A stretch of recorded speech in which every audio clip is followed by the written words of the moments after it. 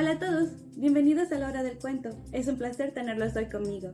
Hoy tengo el placer de presentarles nuestro primer libro, El hombre de la luna, por William Joyce.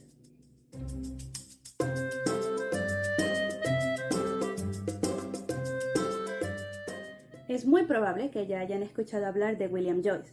De hecho, William Joyce ha hecho series como Rolly Polly Olly y también la película basada sobre sus libros El origen de los guardianes. De hecho, en la película es mencionado el hombre de la luna, el cual es un personaje muy importante para los guardianes. ¡Ah! ¡Hombre de la luna! Meme, ¿por qué no me dijiste nada? ¿Cuánto tiempo sin vernos, amigo? ¿Qué noticias hay?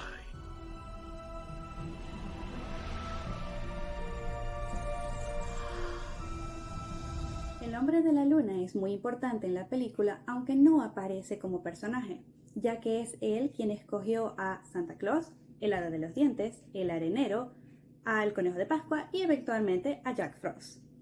¿Pero por qué?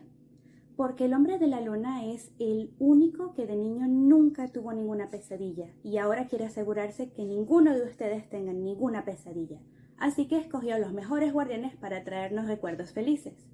El cuento del hombre de la luna cuenta la historia de cuando él era un niño, cómo creció en el espacio con sus padres navegando de una estrella para otra en su nave que tiene forma de luna, y cómo se enfrentaron al rey de las pesadillas y ganaron contra él.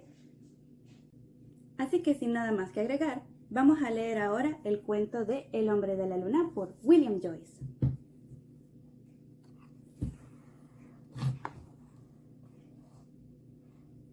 Of course you know the guardians of childhood.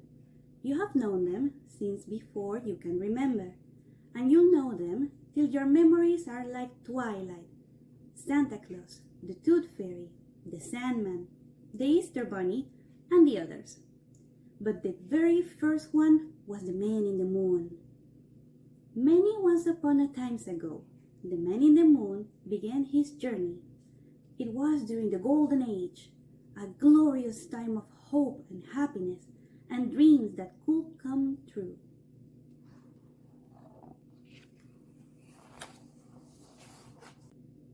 As a baby, the man in the moon had everything a child could need.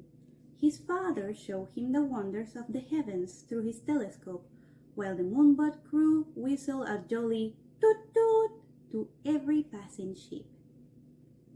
By the light of the giant glowworms, his mother read to him from her primer of planets, as the moon mice hushed one another so they could listen too.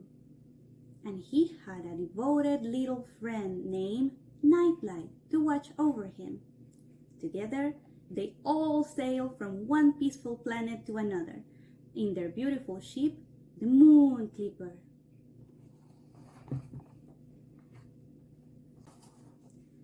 At night, the Moon Clipper was designed to turn into a moon, so Nightlight called the baby the Little Man in the Moon, or Meme for short.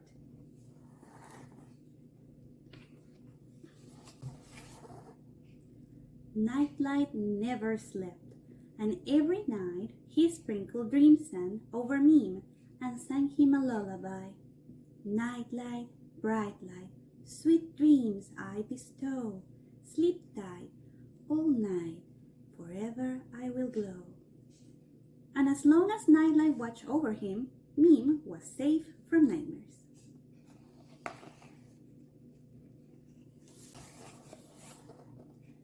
But darkness came to the Golden Age. It came in the shifting shape of Pitch, the king of nightmares. He had heard of the boy who had never had a nightmare, and this he could not abide. So he vowed to make that boy his own, a prince of nightmares. In search of Meme, Pitch sailed in his nightmare galleon on waves of fear, plundering planets, extinguishing stars, and scuttling every airship that crossed his path.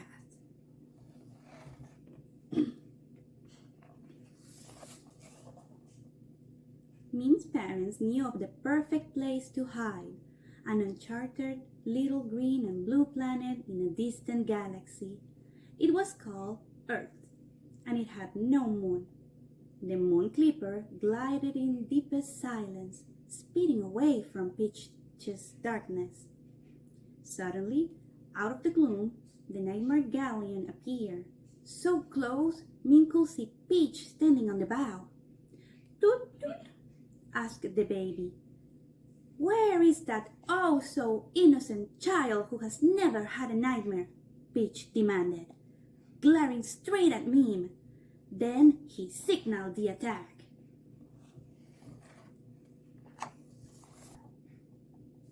Mim's parents commanded Nightlight to take the baby to a hidden nursery deep in the darkest tunnels of the ship. "But first, you must kneel and take this oath," they said. Their voices rang out through the smoldering smoke and flame. "Watch over our child. Guide him safely from the ways of harm. Keep happy his heart, brave his soul, and rosy his cheeks. Guard with your life his hopes and dreams, for he is all that we have, all that we are, and all that we will ever be." The battle rocked the Moon Clipper as Nightlight rushed Mim to safety. Seeing a tear on the frightened child's cheek, he took it and held it close to his heart. Fiercely, he repeated his oath. Then he felt a searing pain. When he opened his hand, the tear had changed into a brilliant diamond, sharp as a dagger. "Remember me in dreams," he whispered to Mim as he flickered away to face Peach.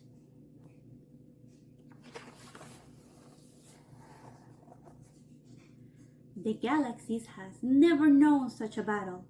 Mim's parents and their crew fought valiantly, but they were overwhelmed at last. Mim's parents were captured, and all seemed lost. Nightlight knew what he must do. Whatever the cost, Mim must not become a prince of nightmares. With the diamond dagger held aloft, Nightlight flew bravely forward. He aimed the weapon at Peach's heart. There was a blinding flash, then a great explosion.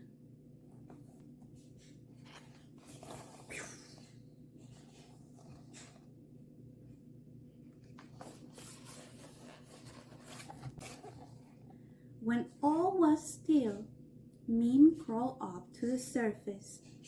"Toot, toot," he whispered. His parents didn't answer. He looked around him. Peach and his galleon had vanished. The beautiful hull of the Moon Clipper had been blasted away. It was now just a moon, and will never sail again. "Toot," he called once more, and listened. Again, no answer came. Finally, he looked up at the sky. He saw a group of new stars shimmering above him. He stared at them until he was sure his mother and father were there, far away, but still there.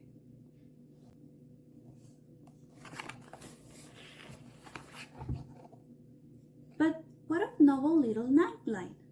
The baby glimpsed a shooting star, as bright as a dream sun, as it fell to earth. Slowly, the remaining moonbuds, moon mice, and giant glowworms surrounded Mim. The only words he knew were "toot toot," so he said them over and over again. Gently, they lifted Mim up and carried him into the tunnels of the moon. The baby looked up at the sky and waved, gazing longingly at his parents' constellation. Now, he truly was Mim, the little man in the moon. Esto ha sido todo por hoy. Espero que les haya gustado este segmento de la hora del cuento. Les invito a buscar el libro de William Joyce en su biblioteca local o en librerías cercanas. Que tengan un excelente día y hasta la próxima.